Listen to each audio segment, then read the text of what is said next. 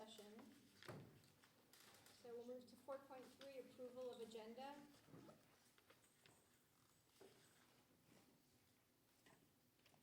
I move we approve the agenda. A second. Okay, all in favor? Aye. Oh, our students, not here.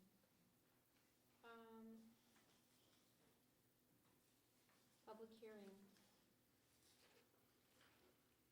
Oh, yes, all right. Okay, so the first public hearing is the sunshining of items to be negotiated between CMIS, classified employees, Mendocino Unified, and USD. So let me just find my paper.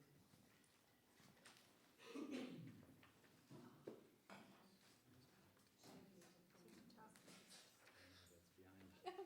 at the very top? Sorry. It's okay. I'm embarrassing.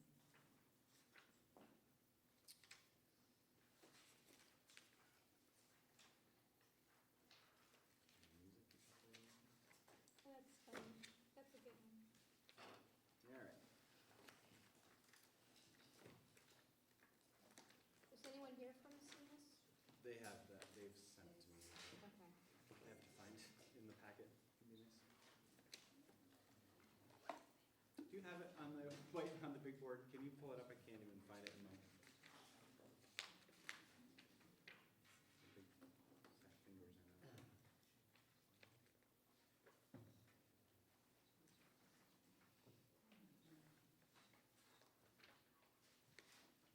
All right, so there you go, all that for that. So for the district, we would like to sunshine Article 11, wages.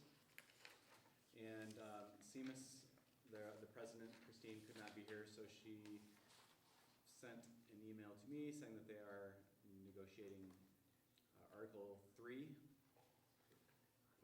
which is the catastrophic leave bank, and Article 14, the retirement incentive plan.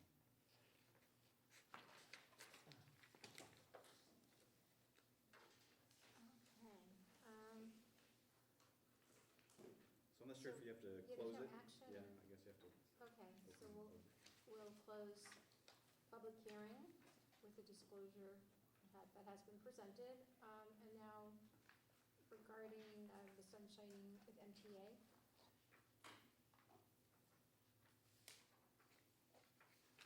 Do you want to start with MTA? And we're sunshining Article 4, Article 12, and Article 13.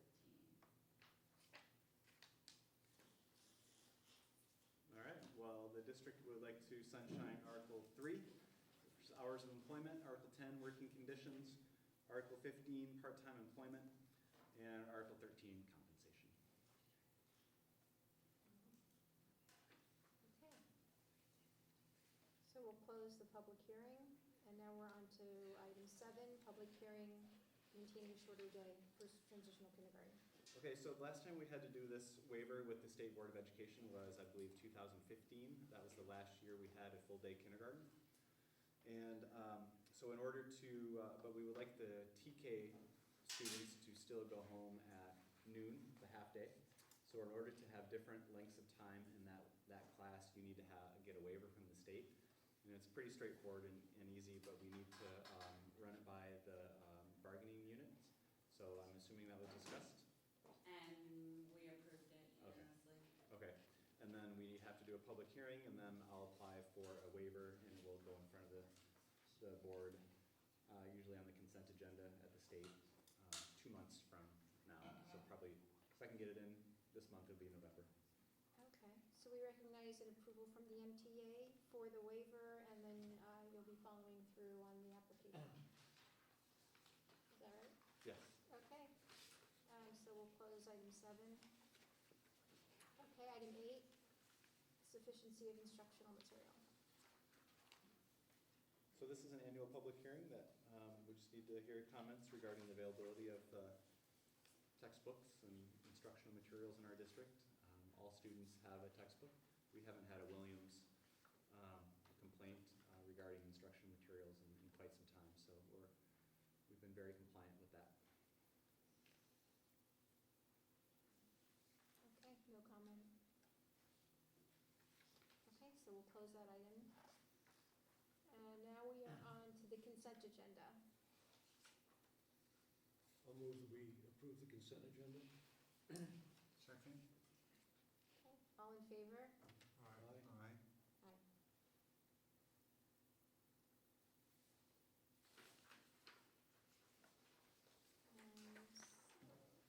And we're up to reports.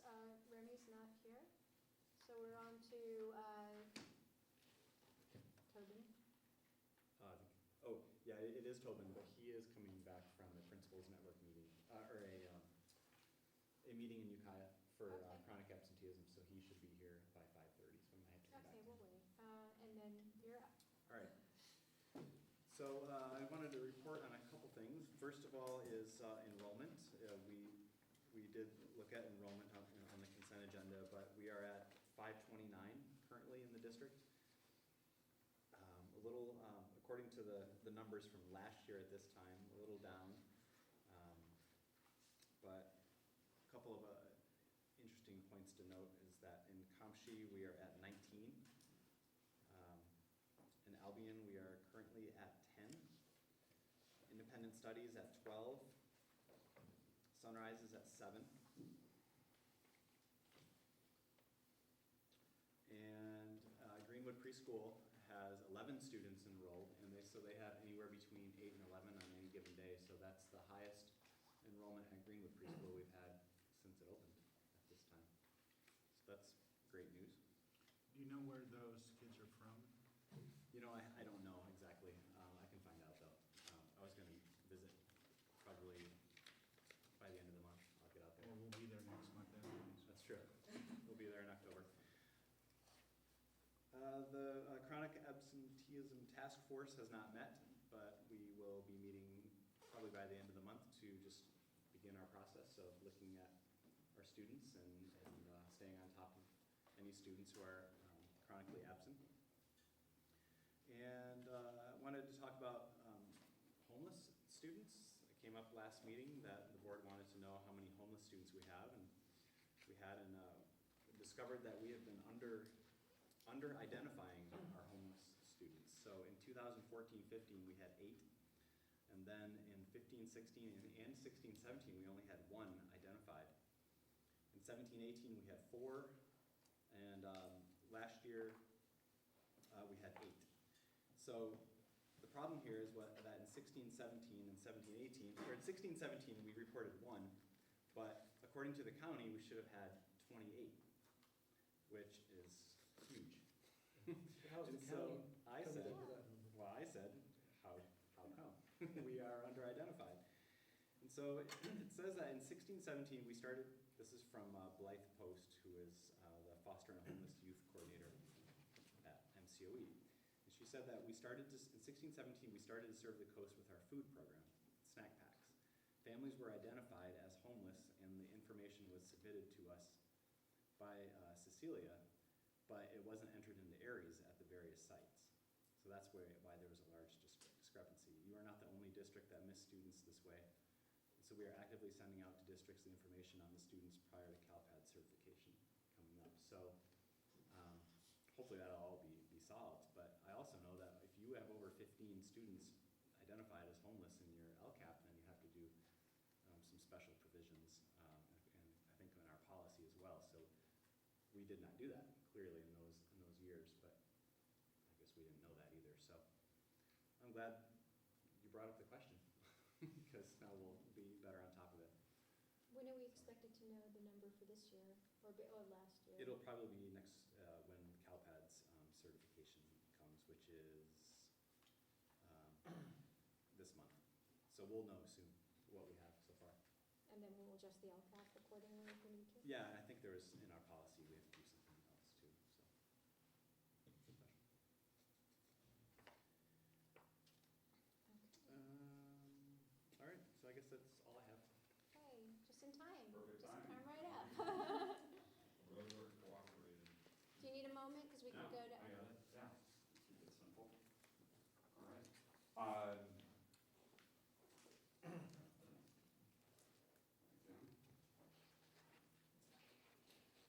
I think I wanted to start off saying it's a good start to the school year. I'll start off with an invitation to all of you on next week, Wednesday, the 18th at 5:30. We have back to school night.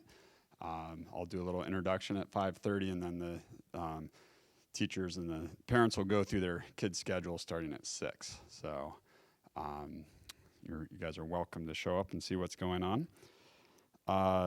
It may have been announced before, the September 24th event. Jason, did anyone say anything about that? But that's coming up. It's coming up, so I'll hold off on that.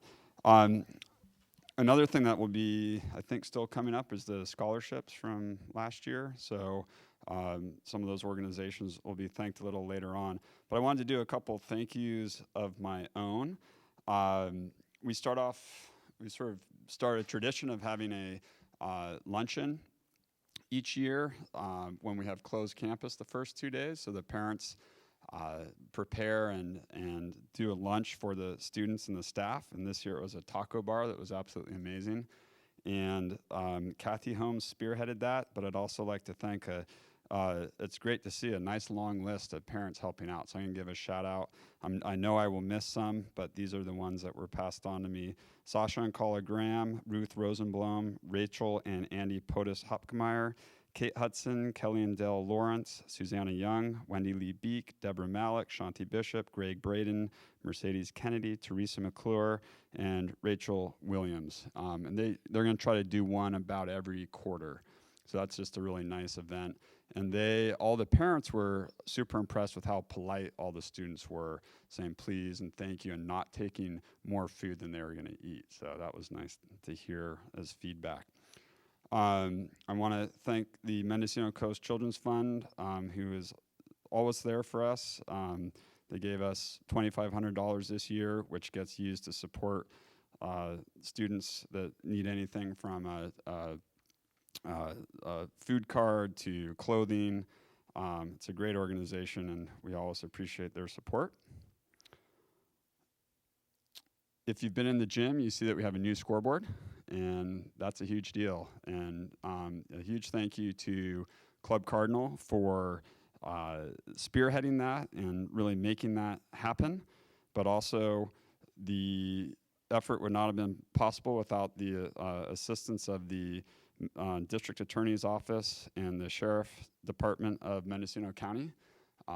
So that was, we'd really like to thank them. And we would not have those scoreboards actually hanging in the gym if it weren't for Otto and his crew, especially Paolo, I'm going to say his last name correctly, Andrade, is that close? Andrade, yeah. Paolo figured out all the rigging in order to actually get those scoreboards, which are quite massive, hanging on the walls. So the neat thing is they're customizable, so they look one way for volleyball, they'll look another way for basketball. So I definitely wanted to thank Club Cardinal and the DA's office and the Sheriff's Department for making that a reality. So yeah, just starting the year off, recognizing, I guess, that we don't do this alone. We get a lot of help. So thank you to everyone. Oh, okay. Yeah, I can barely see that to read it, but there's definitely you can see a long list of organizations that support us with scholarships. I think it was around $74,000 this year, and again, we're appreciative of all these organizations.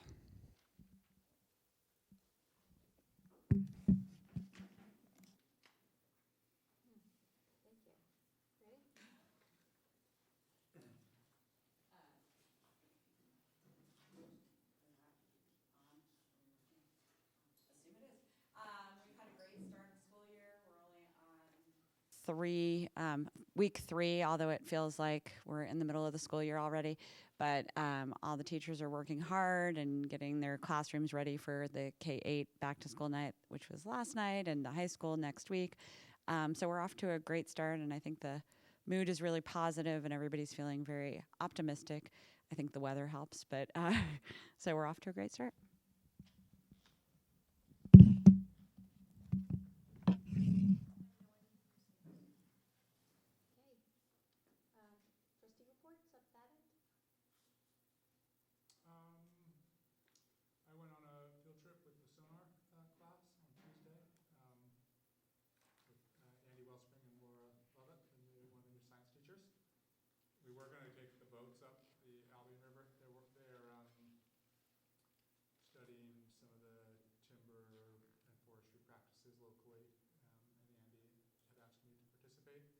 boats weren't quite ready, so we ended up actually hiking down through Table Mountain and down to the Albany River. And it was a really enjoyable trip. I think the kids enjoy it. It was short but steep trail down. I really enjoyed that and hope to maybe participate with them some more. I really think that's a great program. That's all for me. Nothing? No report? So I wanted to bring up a resolution that there's hope that the various organizations on the coast will participate. It's regarding the 2030 seismic upgrade requirement for our local hospital. And so that puts us at risk of not having a hospital on the coast if we're not compliant. And so the resolution affects the coast because all the various ways the hospital impacts our economy, our health, and it affects, clearly the ability for people to live here and have students in our school. So a few organizations on the coast are participating, and I wanted to put out to the board if there's a willingness to possibly participate in signing the support. This would be a resolution supporting some Senate Bill 758, which is a bill to reassess the requirements of 2030 rather than a complete structure to target the facility features needed specifically after an earthquake. And so if the upgrade is limited just to basically triage and immediate care of patients, then the cost is a fraction. The cost of compliance is just a fraction. So if it's something the board is interested in, I'm happy to bring it forward, and we can have more discussion about it. So anyway, just something to put out there, and we don't have to get feedback right now. It's not an agenda item, but I did want to basically get that ball rolling, the idea of it, and perhaps we'll figure out how to put it on the agenda just to see if we want to actually vote to participate. What number did you say the bill was? It's SB 758, and it will be voted on in 2 years, and it's for the 2030 seismic upgrade compliance for medical facilities. And there are a list of hospitals throughout the state that are in the same position that we're in, is a very long list. Exactly, and they're at risk. The Fort Bragg city planner, city manager is helping me create the resolution. She would like Fort Bragg to sign off on it, given the impact on many of the systems within Fort Bragg, and also the fact that it's one of the major employers for the whole coast. So she's reaching out as well to different significant organizations as far as size. Everyone significant, but reaching out to different organizations. And we're, rather than approaching this as a resolution just from the hospital, our strategy is to create a resolution that shows that it affects the entire coast population.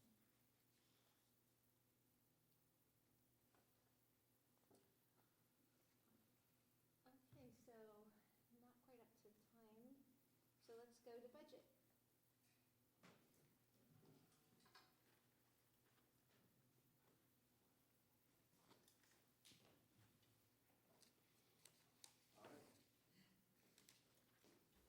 There's no X. I'm lost. Okay, I'm going to try and keep this brief. So this is going to be a report of the unaudited actuals for last year, 2018. And I'll just go over super high level of revenues and expenditures, and then go into a little bit of the general fund and break it down, talk about the other funds a little bit, and then talk about what's next. So, super high level, we had about 9.17 million in revenues and 9.24 in expenditures. So that gives us about a $67,000 deficit, which is better than, when we project out, but, obviously it's something that we still want to balance. So we continue to work at that, and we're getting closer, but it's still a negative. So yeah, we need to keep looking at that. The other funds we'll look at briefly will be the cafeteria, preschool, MCN, and then special reserve and facilities. So in the general fund, so for LCFF, which is primarily funded from property taxes, you can see that we came in just slightly above budget. And so that's good. I mean, we got all our actuals from last year. I know that we were a little concerned because they were coming in higher than we thought was realistic, but it is what it is. Next year, as we talked about when we adopted the budget, you know, we continue to budget conservatively. At least at property taxes, it's still at 1.5%. For federal, you can see that's down from what we budgeted. This is mainly because of the REAP grant, which we thought we were going to get like 33,000. It ends up, we only ended up getting 13,000. So that's why we're showing less there. And this is also the grant that we aren't getting this year because of the missed deadline.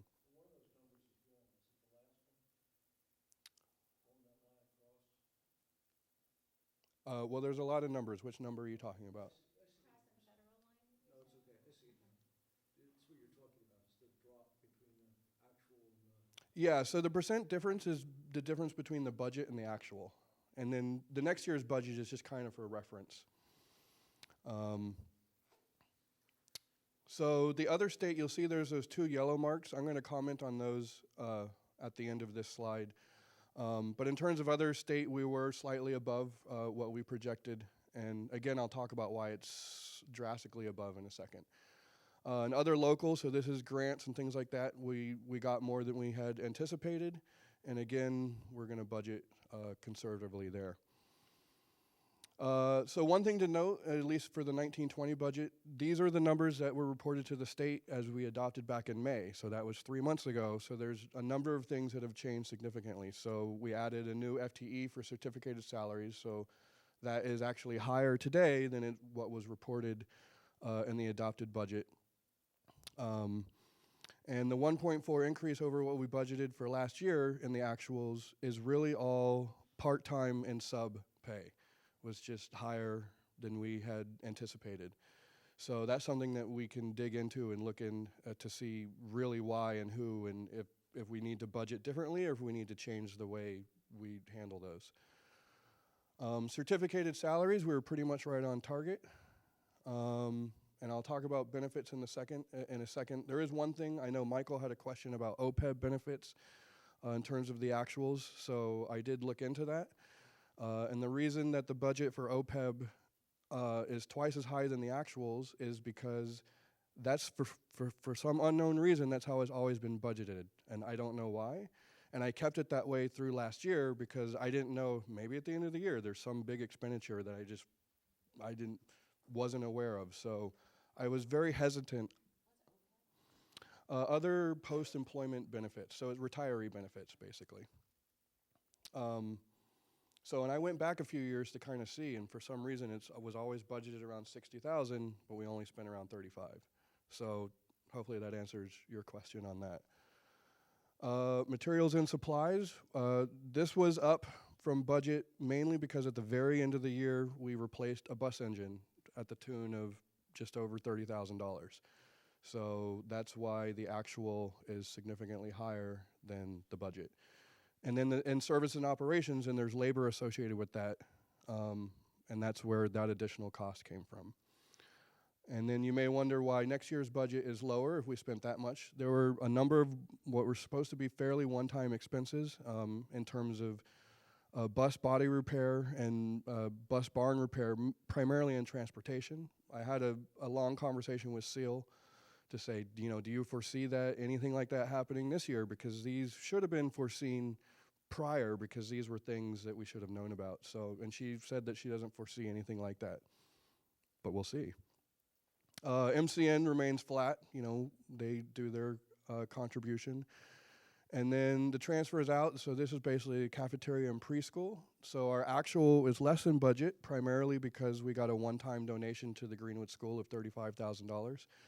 Which we used to offset that contribution to the preschool. But that, we don't anticipate getting that again. And then with salary increases, and then just the general increase of things next year, we're just we're going up from there. So these two yellow things, these are basically a wash. Because of the state budget that was passed and the governor wanting to pay down the retirement benefits, we have to change the way we report to the state how those expenses are on the books. And so basically, there's a bunch of benefit expenditures, about almost $300,000 worth in here, which increase this, but it just goes straight up to revenue. So for the district, it's a total wash. It doesn't really mean anything, it just changes how we report it on the books. I haven't decided yet how I want to put that in the budget, if I want to break that out into a different line, just so it doesn't, because it's fake revenue and it's fake expenditures for our purposes. So we'll have to figure out a way to get that fixed so it's more realistic. Do we know why the state did it that way? I don't. It's kind of hard for me to wrap my head around, and I've talked to numerous other business managers in the districts, and we're all kind of like, they just said, this is how you need to report it. So basically, the state's giving us money that they're really giving to STRS, right? In fact, it's not really money. It's not even really changing hands. We're just reporting it as an expenditure, and then They're pretend giving it to us, but they're really giving it to STRS. yeah, and then we're paying it. We're forced to give it to STRS, even though we're not. And when you look at the audit report, when we get that, it'll show this huge number for our responsibility for pensions, but the district has no responsibility. Yeah, so the it's all either CalSTRS or CalPERS. But So- they show it as a deficit on our books. anyway. Again next year? Sorry. I'm sorry? Does that happen again every year? So my understanding is that it will, and that's why I need to figure out a way to report it on our books, so because it's not real revenue and it's not real expenses. So I had to give it a district defined or something and just call it out on a different line. So these are the other funds that either have expenses or revenues. So Fund 14, deferred maintenance. The only revenue it has, hey, we made $465 in interest. Our special reserve fund, Fund 17, it's sitting there. At least we're collecting interest on it, of $13,000 that we got. So then we have our developer fees. And so this is the actual fees and interest that we collect on that. And the interest part, we actually under budgeted there. So that's why I increased the budget for next year. And then I call out the revenue that MCN gets. I'm sure Sage will give you guys a report soon enough, but there are the numbers. And then expenses, for preschool, we have total expenditures of $73,699. So that's the cost of the program. And then the cafeteria, it's $282,000, and that's going up a little bit this year. Deferred maintenance, we had expenses of $61,000, and then these are the MCN expenses. If you want to compare them, you can. So. So why is it that the $40,000 contribution for MCN is an expenditure? Is it because it's coming out of MCN's? Yeah, it's an expense to them. The previous one, so it's on the list of expenditures. I just wanted to understand. The transfer in from MCN is under expenditures. I'm just curious. Oh, well, It doesn't. I guess it's a negative expenditure, but it's a transfer in. Yeah, depending on how you want to look at it. I could make it a number. If I were doing totals, then I would have to count that as a negative expenditure. And I guess technically it would be a revenue, but it's not really on the books. It's not really a revenue. It's a transfer in from a different fund, so it's just reported differently. Okay, I was just curious. Yeah. Can you stop there for a second? Back, on the cafeteria, on the 18-19 actual of that 282,525, if I'm reading Form 13 right, $116,000 of that came from the general fund. You know, Yes, that sounds about right. that was, you know, how little the actual program contributions from Yeah, no, Meals it's, on Wheels add up. And that the budget amount for 1920, out of that $287,000 of total cost, $150,000 will come from the general fund. So Yeah. the encroachment from the general fund to support the cafeteria is going up $34,000 this current year. that's a reality.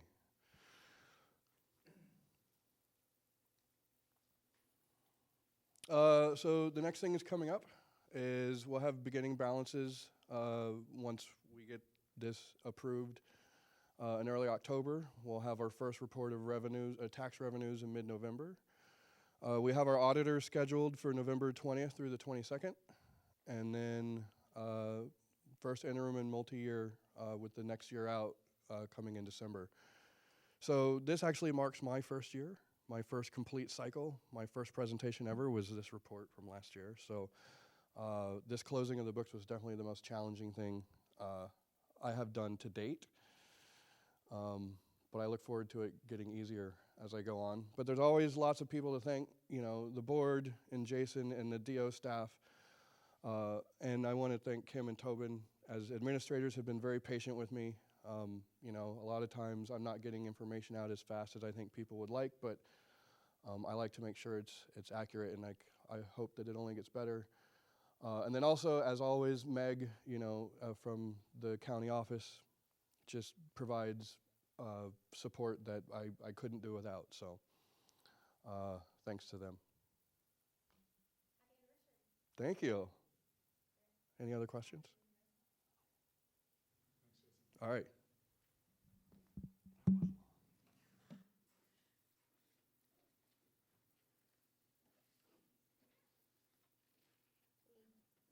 Yep, you're up.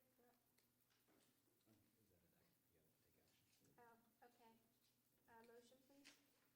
Motion to approve 12.1. Is that what we're approving? I think we're approving the unaudited actual report. Contained in 12.1? Yeah. I'll second.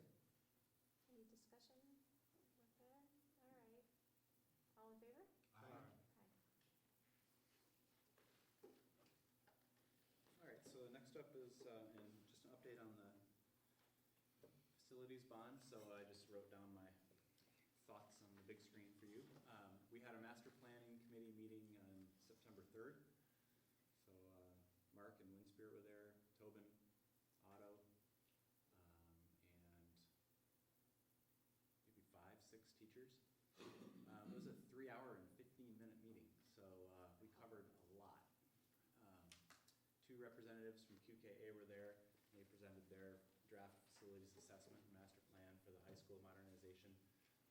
We talked at length about the high school, the main high school building, and then again at the very end of the meeting we talked a lot about the gym building, which we're just not quite sure what to do with that building yet.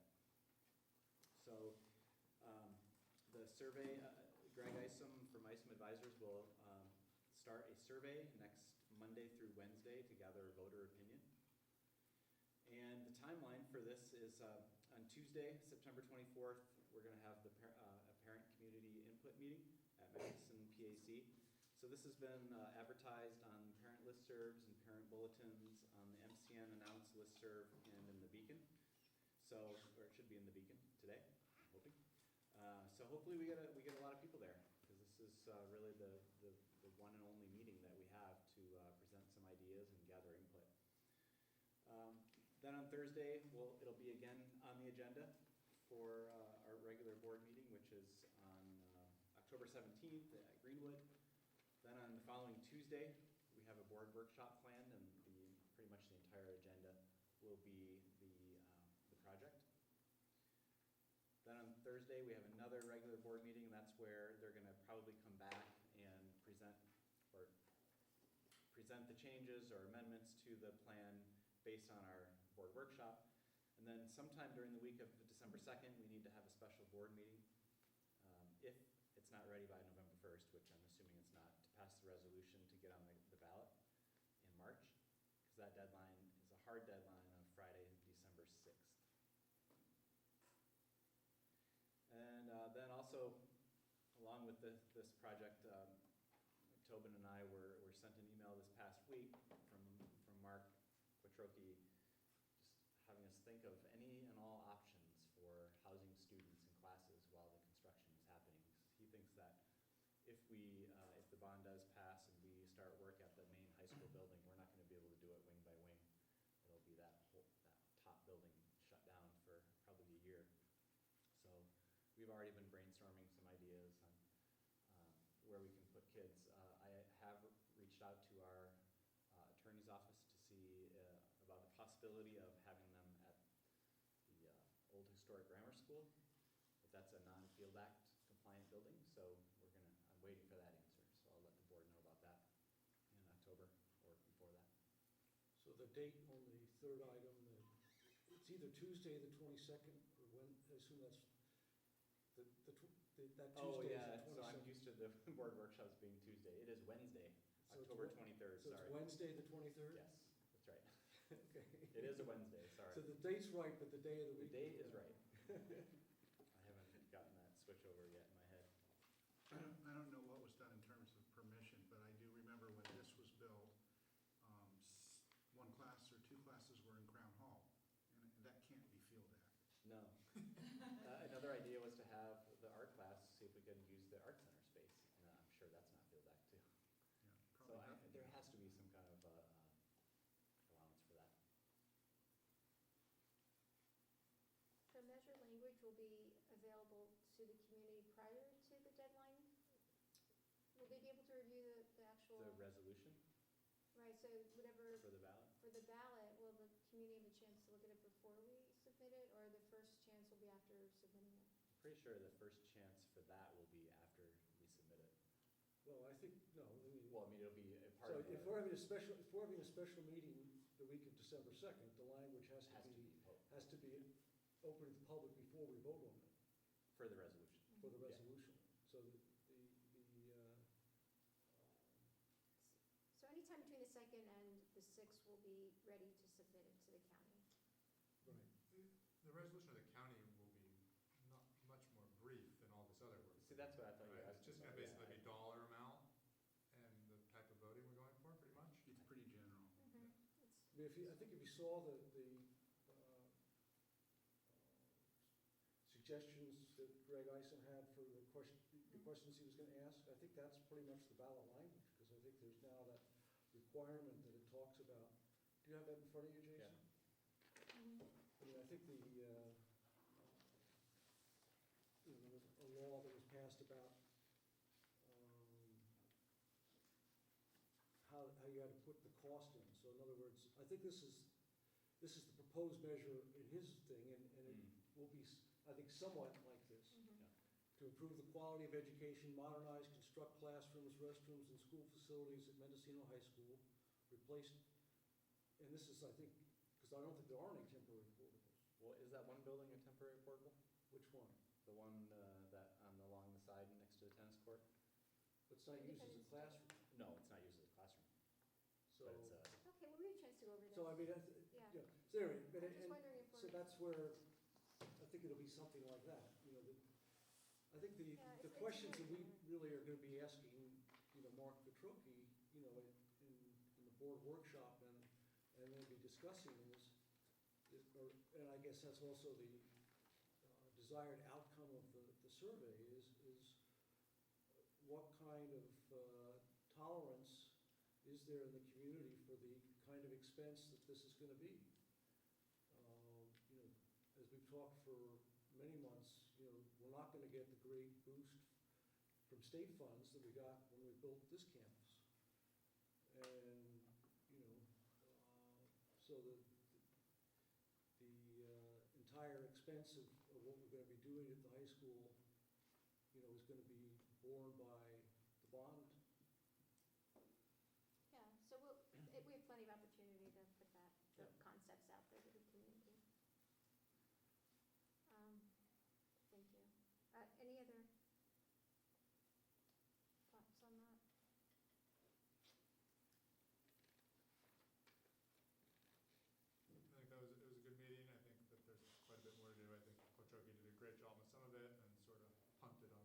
stuff, so, and it was too long, I had to leave. I wasn't there for the gym discussion. There was a lot to go over. It really probably should have been 2 meetings, I think. We've got a lot still to talk about and make sure everyone involved. Sounds like a huge Sure. effort. Well, one of us has been through it before. But I think we are, proceeding, methodically. It's not something we just decided at the last minute that we were going to do. And we've been working on this process almost a year now. Yes, we have. And, I think the need hasn't gotten any less, to go ahead and modernize that campus. I think, it's interesting, in one of the documents that Mark produced, it gave a different date for when the current campus was built. It had it as late as 1950, but I'm wondering if that was really when we got post-approval for what we'd already done in the 40s. Because every document that I've read in the Beacon and whatnot says that we finished that building well before, the end of the 1940s.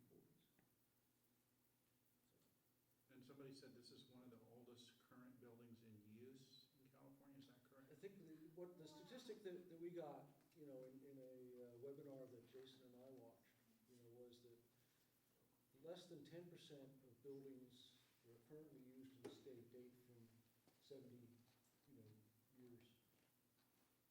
And, or 75 years. So, the high school definitely isn't in that category. I think the high school in Willits is older.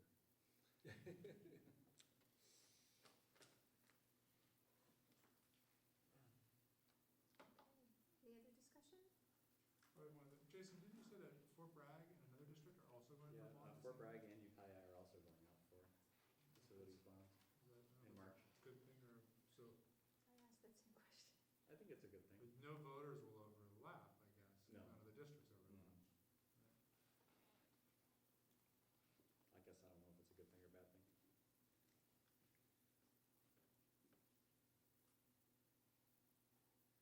Okay, 12.3, consideration of resolution regarding sufficiency. So, did we separate the meetings? We could do that all in the same. No, we had the public hearing, Mhm. and now we're passing the resolution that says that we do have enough textbooks and instructional materials for all students aligned to the content standards. Okay, I'll move that we adopt resolution 2019-10. Second. okay. All in favor? Aye. Aye.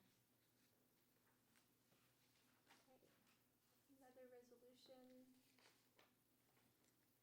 And this again is backing up to the public hearing we've already had regarding a shorter day for traditional kindergarten students. Would anyone like to make a motion for that? I'll move that we adopt resolution 2019-11. Second. All in favor? Aye. Aye. Okay, board changes. Changes to the board calendar. All right, so I wanted to bring this forward just to make sure that we change the board workshop to Wednesday, October 23rd. So I think, where is it? Currently it's listed as October 2nd, so I want to change that one to the 23rd. And then I just thought, as we normally do, just make sure we look at this calendar to see if there's anything that we want to change. October, we're going to Greenwood Preschool. And in February, we're going to Compshe. And we have our annual meeting at the high school in April.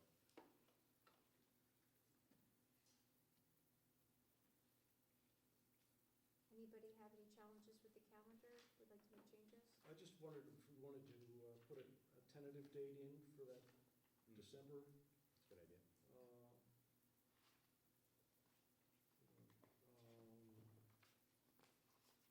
It seems to me either the 3rd or the 5th are the two most logical ones, but, the 5th is our normal Thursday, and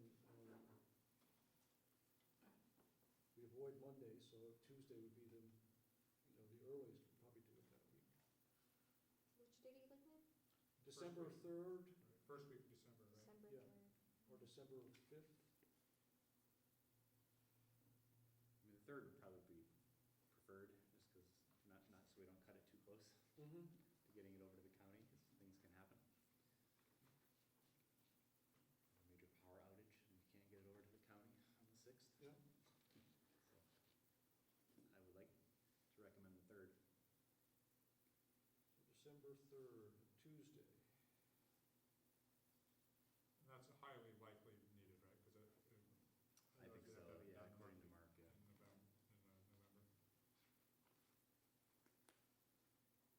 5 PM here. Yeah.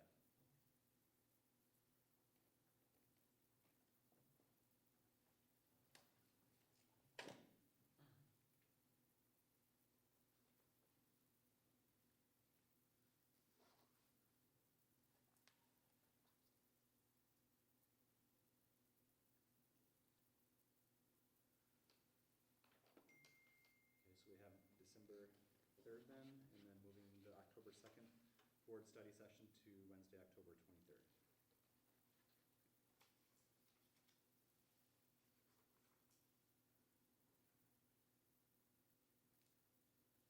We're doing that at the community center? Yeah. So rather than the Starting at first. 9, or what time? 9, yeah, rather than the 2nd. Rather than October 2nd. So we're making the 23rd. Does December 3rd move from another, Oh, it's a new meeting, it's special a new meeting. meeting? Special to meet the Right. filing deadline. Any other thoughts on this?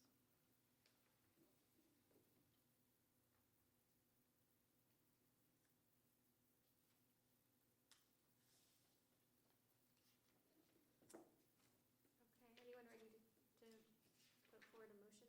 I move we accept the amended board calendar. Second. Okay, all in favor? Aye. Aye.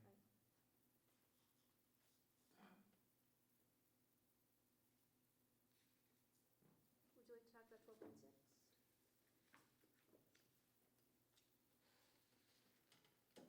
Sure. So, we are members of Northern California School Insurance Group, and as the superintendent, I'm on the board. And I think in order for them to make changes in the bylaws, they need our boards to vote. And I think it's just, the way I read this is, I did not attend the meeting that this was all discussed, but I think all this is that it makes it appointing a kind of a substitute or an additional board member if I'm not available. I think that's the way that I read this. Jason, is that Yeah, it's how just you read that? making it more flexible so that if you need to designate someone else as a representative, there's less red tape to go through. They literally removed one word and added one sentence. I sent it to all of you, the red line, so. And it should be in your packet as well, I think.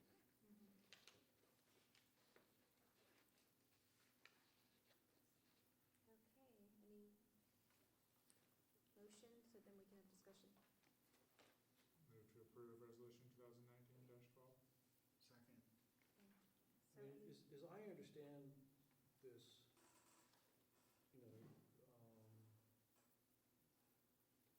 the county of Mendocino has 2 directors in this board, right? Is that correct? I'm not sure who's on the board, actually. Well, the county, you're talking about, the county has 2 and then because I know every Well, district I mean, superintendent's on if the I board. look if you go on the next page, individual member ADA, under 5,000, you have no votes allocated, so Where are you? Where are you looking? just Oh. top up there. So Oh, I I'm see. thinking, it says each California county in which the majority of public education agencies are member of NCSIG shall have representation of the board of directors. So our county has 2 members, and there's no indication of how those are selected. But obviously, we haven't been one of them listed as a board member, and You are listed as a board I member. am, yeah, all superintendents are. So that's interesting. That doesn't correspond with what that says, I don't think.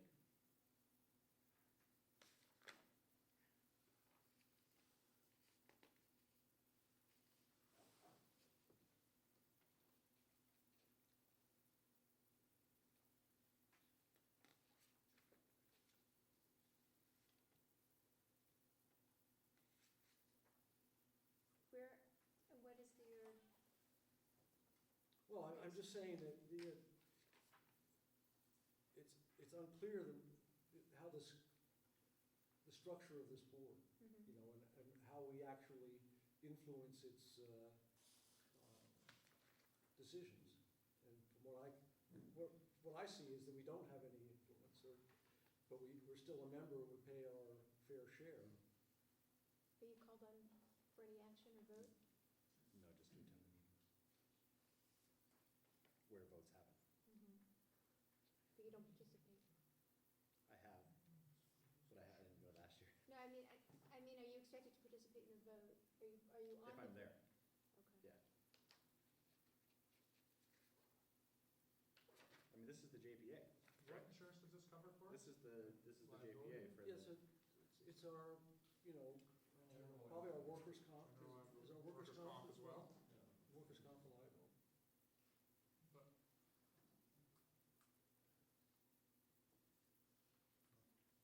Well, if those present are able to vote, that's the influence on the decisions.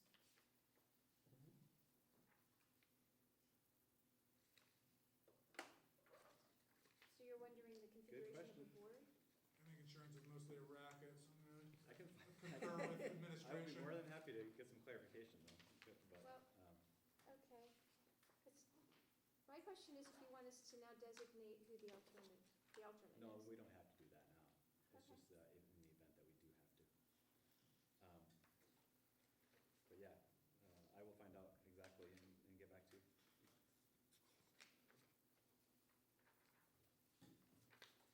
Okay, So so I'll all in I favor? move that we table this until next meeting. Okay, so would you like to withdraw your motion? Yes. Okay. Second. And would you like to withdraw your I second? withdraw my second. You're officially withdrawn. Okay, and it's going to be tabled.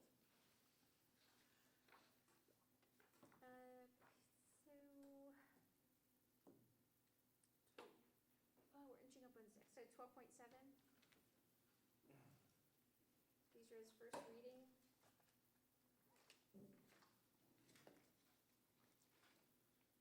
All right. Any substantial, No, points? these are all kind of, either we did not have the policy in the past, or it's updated based on the new laws. And for sexual harassment, there was the new law requiring training. For bullying, there's a new law that requires also, I think, training for staff, professional standards. We never had a professional standards policy, as far as I know. I'm not there, but it should say new. If we did, it's really old. One of the changes in the law is that even part-time temporary employees have to have the sexual harassment training within 30 days if they're being hired. So, I mean, that involves everybody from substitute teachers to I was just going to say, including substitute. coaches to everybody else. And, you know, I think if they're not in a supervisory thing, it's only the 1 hour class instead of the 2 hour class that if you are a supervisor or a board member, you have to take.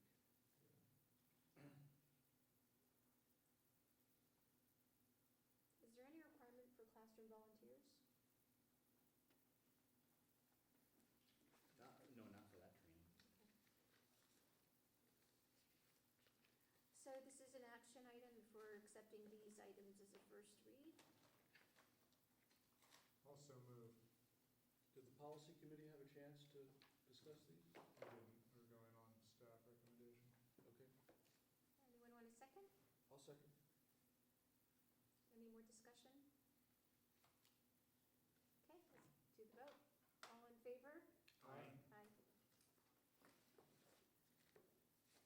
public comment. We're a few minutes early, but is anyone interested in making a public comment? No one behind the camera? Okay, it's open to everyone in the room. All right, so that's the end of public comment. And future agenda items, anything to add? Just one note, Otto's gonna switch it around. He talked to the facilities committee. He's gonna come in person to do his report in October instead of in March or April when he typically did that. He thinks it's gonna be better for him to report on what's been done over the summer instead of, and then we can get bids out for the projects coming out in the summer, and so you can be very aware of what's coming up rather than doing it then, because it's really Or kind of both. cutting it close. You could do both. He could do both. Is that okay? So he's gonna come in October. Those are really helpful and interesting, and I'm actually happy, funny. It's very interesting to know Mhm. what's happened, if you don't mind. I don't know. Okay, well, thank you. Jason, have you seen the new template for the LCAP? No, no, it's still being developed, as far as I know. Well, the draft was sent to the state board to look at. So- Right, Spyhead's not. Ooh, so exciting. When do we get to see it? I'll forward it to you if you like. Yes, I have not seen it. It's not approved yet. I'm curious. I mean, It's longer, right? There's more, well, I mean, I thought it was going to be it's longer. supposed to be simpler, right? It's supposed to be also more concrete. It's supposed to be more tied into Uh-huh. the day-to-day budget. But I think that it's also the first of a, new three-year cycle. So it's gonna involve a bunch of work, I think. Wow. Thank you for being here for this moment, for the new one. That'll be a lot of work. So if you want to take a quick look at future agenda items, make sure that there's nothing else to add. Should I have Jason send out a question of how you guys feel about having me bring forward the resolution I mentioned? I can have him take a little. I think if you're gonna bring a resolution and discuss it at the agenda setting meeting, that if you get a consensus there, then we'll talk about it. At the agenda setting? No, in other words, bring your proposal to Mhm. the agenda setting group, you and Jim and Jason. Right. And then if the three of you say it's okay for us all to discuss, then we'll discuss it. Okay, so that may or may not be